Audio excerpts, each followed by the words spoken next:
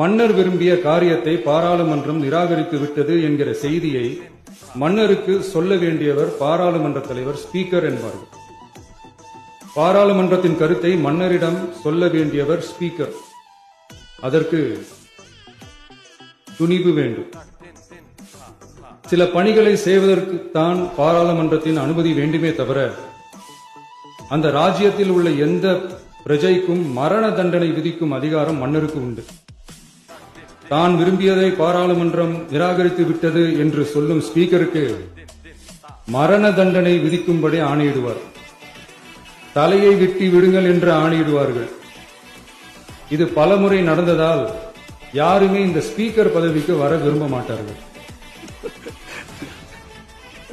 எனவே புதிதாக பாராளுமன்றம் அமையும் போது ஸ்பீக்கர் பதவிக்கு ஒருவர் அறிவிக்கப்பட்டவுடன் அவர் உடனே தலை தப்பித்தால் போதும் என்று ஓட்டம் பிடிப்பார். அணை முன்னவரும் எதிர்க்கட்சி தலைவரும் அவரை தடுத்து நிறுத்தி அவர் கைகளை பிடித்து இழுத்து வந்த ஆசனத்தில் அமர வைப்பார்கள். இதுதான் அந்த காலத்தில் இருந்து வந்த மரபு. ஜனநாயக முறை ஏற்பட்ட பிறகும் இம்மரபு தொடர்கிறது. நிச்சயமாக தமிழக வெற்றி கழக உறுப்பினர்கள் அனைவருமே உங்களுக்கு உதவிகரமாகவே இருப்பார்கள் என்கிற வாக்குறுதியை